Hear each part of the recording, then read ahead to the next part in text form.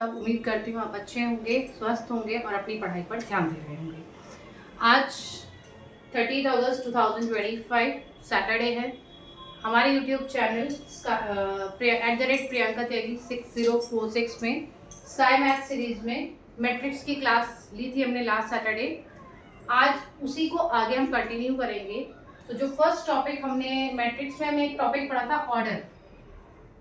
क्या था order? m into n, that is row और कॉलम। ठीक है, तो आज जो पहला पॉइंट हम पढ़ने वाले हैं, कंपेयर ऑफ मैट्रिक्स। क्या पढ़ेंगे? Compare of matrix. अगर हमें दो मैट्रिक्स को कंपेयर करना होता है तो सबसे पहले हम उसका जो मेन चीज हम चेक करते हैं कि हमको हम कंपेयर कर सकते हैं या नहीं, वो होता है उसका ऑर्डर। क्या चेक करते हैं? ऑर्डर। अगर दोनों ही मैट्रिक्स का ऑर्डर सेम है तभी हम कहेंगे कि हाँ हम इनको कंपेयर कर सकते हैं। अगर ऑर्डर अलग अलग है तो हम उसको चेक नहीं कर सकते। जैसे कि अगर एक मैट्रिक्स है A जिसका ऑर्डर है 2 इंटू 3, हम उसको कंपेयर करेंगे B से कब? जब इसका भी ऑर्डर होगा 2 इंटू 3। आई होप ये क्लियर हो गया वो पॉइंट आपको। नेक्स्ट पॉइंट आता है इक्वालिटी ऑफ मैट्रिक्स। के मैट्रिक्स कब इक्वल होंगे, उसके लिए हमें मैट्रिक्स, दोनों ही मैट्रिक्स के सभी एलिमेंट्स को चेक करना होगा कि जो उसके एलिमेंट्स हैं वो इक्वल है या नहीं। तो हम क्या लिख सकते हैं? Matrix A will be equal to matrix B। m into n order होना चाहिए, दोनों का ऑर्डर भी सेम होना चाहिए, पहला पॉइंट। दूसरा पॉइंट Aij, अगर Aij इसका एलिमेंट है तो Bij के बराबर होना चाहिए for all I and J।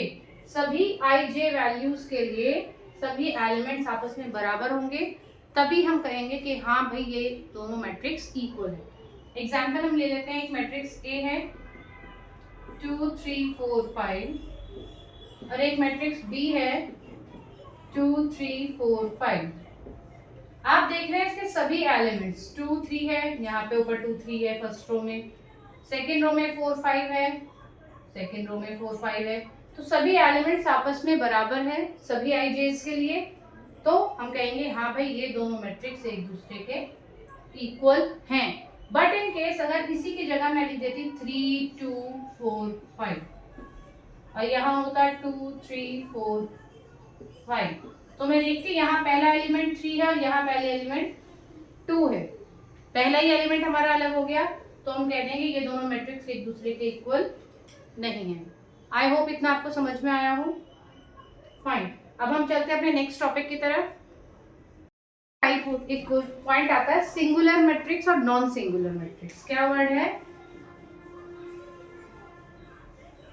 Singular matrix and non singular matrix. ठीक है, ये दो तरह की मैट्रिक्स हैं। अब हमें कैसे पता चलेगा कि जो गिवन मैट्रिक्स है वो सिंगुलर है या नॉन सिंगुलर है? तो पहला पॉइंट जो हम चेक करेंगे दोनों के लिए कि वो स्क्वायर मैट्रिक्स होनी चाहिए। पहला पॉइंट क्या चेक करेंगे हम कि जिस मैट्रिक्स को हमें चेक करना है वो कैसा होना चाहिए? स्क्वायर मैट्रिक्स, मतलब उसका m और n दोनों आपस में बराबर होना चाहिए, पहला पॉइंट। सेकेंड पॉइंट, हमें डिटर्मिनेंट निकालना होता है। Determinant, what is determinant? Determinant कैसे निकालते हैं किसी भी मैट्रिक्स का? मान लीजिए एक मैट्रिक्स है 2 3 5 4, ठीक है, ये एक मैट्रिक्स है। आप देख रहे हैं इसका m क्या है? ऑर्डर 2 इंटू 2 है। सबसे पहले तो हम यही चेक कर लिया वो स्क्वायर मैट्रिक्स है। अब इसका हम डिटर्मिनेंट निकालते हैं। डिटर्मिनेंट निकालने का तरीका है ये, क्रॉस में आप मल्टीप्लाई करेंगे तो हम निकालेंगे 2 इंटू 4 माइनस 3 इंटू 5 और इसको सिंबलाइज कैसे करते हैं? मैट्रिक्स लिखेंगे और बार खड़ा करेंगे इसके चारों तरफ। ठीक है, बार लिख के मैट्रिक्स लिखेंगे, ए लिखेंगे हम बीच में। और डिटर्मिनेंट निकालने का तरीका क्या है? फर्स्ट कॉलम का फर्स्ट एलिमेंट और सेकंड कॉलम का सेकंड एलिमेंट, फर्स्ट कॉलम का सेकंड एलिमेंट और सेकंड कॉलम का फर्स्ट एलिमेंट का प्रोडक्ट निकालो, क्रॉस मल्टीप्लाई करो और दोनों का माइनस निकाल दो, डिफरेंस निकाल दो। तो क्या आएगा 8 माइनस 15 क्या आया -7। ठीक है, क्या आ गया -7, क्योंकि ये नॉट इक्वल टू 0 है और सिंस ये डिटर्मिनेंट होता है, बार में होता है, तो इसको हम पॉजिटिव लेंगे। ठीक है, डिटर्मिनेंट कभी भी हम लोग माइनस में नहीं लेते हैं। ये 0 के बराबर नहीं है, समझ में आ रहा है? क्योंकि ये 0 के बराबर नहीं है तो ये हो गया स्क्वायर मैट्रिक्स। मतलब स्क्वायर मैट्रिक्स में डिटर्मिनेंट 0 होना चाहिए और नॉन स्क्वायर मैट्रिक्स में डिटर्मिनेंट 0 नहीं होना चाहिए। ठीक है, समझ में आया? अगर डिटर्मिनेंट 0 नहीं आता है तो ये जो मैट्रिक्स हमने लिखी है ए मैट्रिक्स, ये नॉन सिंगुलर मैट्रिक्स है। और अगर ये 0 आ जाता, अगर डिटर्मिनेंट आप कैलकुलेट करते हैं और ये 0 आ जाता, जैसे कि मान लीजिए हम एक मैट्रिक्स ले लेते हैं, मैट्रिक्स बी। ठीक है, ठीक है, अगर हमारी ये मैट्रिक्स है, हम इसका डिटर्मिनेंट निकालेंगे, बी डिटर्मिनेंट निकाल रहे हैं, तो क्या निकालेंगे? क्रॉस मल्टीप्लाई करेंगे, 2 into 6 minus 3 into 4, 12 minus 12, answer आया 0। अब आप देख सकते हैं डिटर्मिनेंट क्या आ गया 0। तो जो हमारी मैट्रिक्स बी का डिटर्मिनेंट क्या आ गया हमारा 0, तो हम कह सकते हैं ये हमारी सिंगुलर मैट्रिक्स है। तो ये हमारी सिंगुलर मैट्रिक्स हो गई है क्योंकि इसका डिटर्मिनेंट 0 आया है। और ए मैट्रिक्स जो है हमारी वो नॉन सिंगुलर हो गई है। कैसी हो गई है?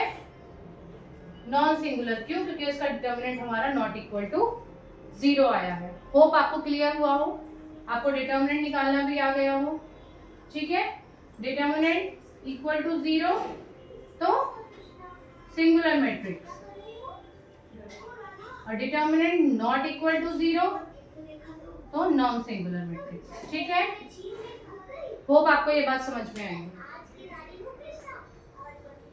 comes the transpose of a matrix.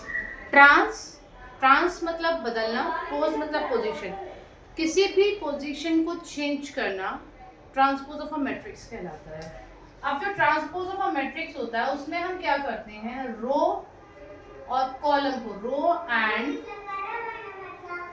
Column are interchanged.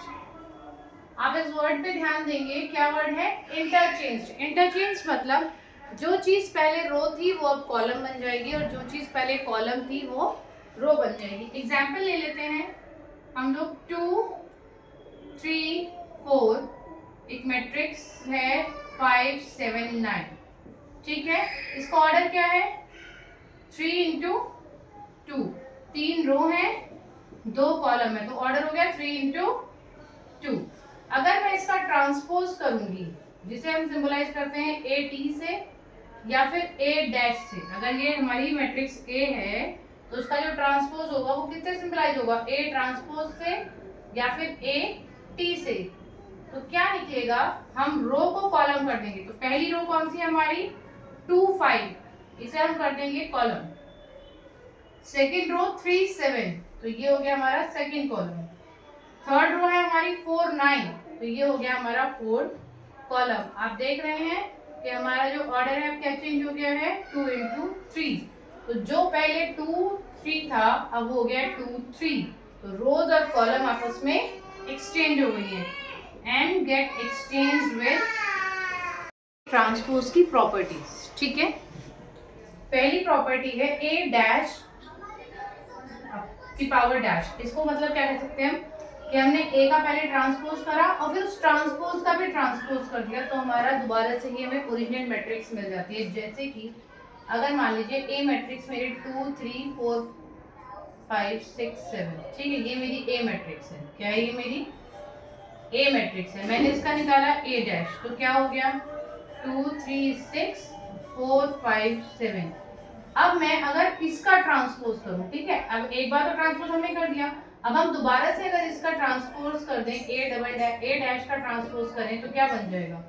जो रो है वो कॉलम बन जाएगी, जो ठीक है, जो भी रो है वो हमारी कॉलम बन जाएंगी। और आप क्या देख सकते हैं कि ये दोनों एक दूसरे से सेम है, जो ए था और ए डैश डैश है वो दोनों सेम है। तो इससे पहली प्रॉपर्टी प्रूव हो जाती है कि अगर किसी भी ट्रांसपोज को दोबारा से ट्रांसपोज करोगे तो आपकी ओरिजिनल मैट्रिक्स आपको मिल जाएगी। नेक्स्ट प्रॉपर्टी कहती है कि दो मैट्रिक्स को आपने ऐड किया, जो होती है वो ये है हमारी a प्लस बी का ट्रांसपोज। a प्लस बी का ट्रांसपोज मान लीजिए a है हमारी 2 3 4 5 प्लस हमने करा 1 4 6 7। ठीक है, इसका ट्रांसपोज करेंगे तो क्या आएगा, पहले तो ऐड कर लेंगे 2 प्लस 1 3, 4 प्लस 4 8 और 3 प्लस 5 3 प्लस 6 9 5 प्लस 7 12। तो ये तो हो गया हमारा इन दोनों का सम, और इसका करेंगे फिर हम ट्रांसपोज, तो हो गया 3 8 9 12। ठीक है, ये हमने ऐड करा और उसके बाद उसका ये ट्रांसपोज आ गया। ठीक है, बट अगर हम इसका राइट एलएचएस देखें, आरएचएस सॉल्व करेंगे, A transpose plus B transpose. A को ट्रांसपोज कीजिए, ए क्या थी 2 4 3 5। ठीक है, बी को ट्रांसपोज कीजिए 1 4 6 7। ऐड कीजिए 1 प्लस 2 3 3 प्लस 6 9 4 प्लस 4 8 और 5 प्लस 7 12। आप देख सकते हैं ये दोनों मैट्रिक्स बराबर हैं। इससे प्रूव होता है कि अगर दो मैट्रिक्स को सम करके उसका ट्रांसपोज करें और उन्हीं दो मैट्रिक्स को ट्रांसपोज करके फिर ऐड करें, तब भी हमारी दोनों वैल्यू सेम आती है, उसमें कोई भी चेंज नहीं आएगा। I hope that much is clear. Multiplication से है तो वो हम आपको मल्टीप्लिकेशन आगे सिखाएंगे। सिर्फ अभी आप अपनी प्रॉपर्टीज लिख लीजिए, जिससे कि सारी प्रॉपर्टीज इन हैंड आपके वन साइड पे आ जाए। मल्टीप्लिकेशन जब मैट्रिक्स का हम आपको सिखाएंगे तो वो आप वहाँ पे सीख जाएंगे। ठीक है, थर्ड प्रॉपर्टी है ए और बी को मल्टीप्लाई करा, उसका हमने ट्रांसपोज किया, तो किसके बराबर होगा, वो रिवर्स लॉ फॉलो करता है। कौन सा लॉ फॉलो करता है, रिवर्स लॉ फॉलो करता है। उसके अकॉर्डिंग यहाँ पहले ए है बाद में बी है, तो यहाँ पहले बी होगा और बाद में ए होगा। ठीक है, पर हम लेते हैं। ठीक है, के ले लिया हमने ए का ट्रांसपोज करा और उसकी मल्टीप्लाई के से कर दी। ठीक है, वो किसके बराबर होगा, वो बराबर होगा कि आपने मल्टीप्लाई करके ट्रांसपोज करा। ये वो है कि हमने ट्रांसपोज कर दिया, स्केलर की मल्टीप्लाई करी। यहाँ है कि आपने मल्टीप्लाई करके उसको ट्रांसपोज किया है। ठीक है, इस केस में दोनों की प्रॉपर्टी सेम होती हैं। के क्या है हमारा, एक स्केलर नंबर है। ठीक है, स्केलर नंबर है, जो कोई भी हो सकता है, 2 1 0 1 4 9 8 7 कुछ भी हो सकता है। और ए हमारी मैट्रिक्स है। मान लीजिए ए हमने लिया 2 और ए हमने ली मैट्रिक्स 1 2 3 4। हम ए ट्रांसपोज निकाल लेते हैं। सबसे पहले ट्रांसपोज की प्रॉपर्टीज पढ़ रहे हैं तो 1 2 3 4। ठीक है, यहाँ करना है के ए डैश और यहाँ करना है के ए डैश। इसका मतलब है कि ट्रांसपोज बाद में करना है, पहले ट्रांसपोज करके तब मल्टीप्लाई करना है। इसका मतलब है कि मल्टीप्लाई करके ट्रांसपोज करना। तो हम मल्टीप्लाई कर लेते हैं पहले, तो के ए निकालेंगे तो क्या आएगा, इसकी मल्टीप्लाई फर्स्ट एलिमेंट से 2, इसकी मल्टीप्लाई सेकंड एलिमेंट से 4, इसकी मल्टीप्लाई थर्ड एलिमेंट से 6, इसकी मल्टीप्लाई फोर्थ एलिमेंट से 8। ये हमारा हो गया। ठीक है, अब इसने बोला इसका ट्रांसपोज करो, तो हमने इसका कर दिया ए का ट्रांसपोज। क्या हो जाएगा 2 4 6 8। उम्मीद करती हूँ अब आपको ट्रांसपोज बनाना तो आ ही गया है, तो इसलिए मैं उसको बार बार नहीं बता रही कि भाई रो को कॉलम में चेंज करिए, कॉलम को रो। तो ये हो गया हमारा एलएचएस। ठीक है, अब करते हैं आरएचएस। इन्होंने बोला है कि आप ट्रांसपोज कर लीजिए, उसके बाद के की मल्टीप्लाई कर लीजिए। तो ट्रांसपोज हम ऑलरेडी कर चुके हैं, अब हम इसमें मल्टीप्लाई कर लेते हैं। तो हो जाएगा के की वैल्यू थी 2, 2 1 दा 2, 2 3 दा 6, 2 4 2 2 दा 4, 2 4 दा 8। अब आप देख सकते हैं जो वैल्यू हमने यहाँ निकाली है सेम वैल्यू हमारी यहाँ पर आई है। इससे पता चलता है कि ये प्रॉपर्टी हमारी वैलिड हो गई है। ठीक है, लास्ट प्रॉपर्टी है फिफ्थ प्रॉपर्टी। अगर आपने मैट्रिक्स ए की पावर n करी और फिर उसका ट्रांसपोज किया तो किसके बराबर होता है?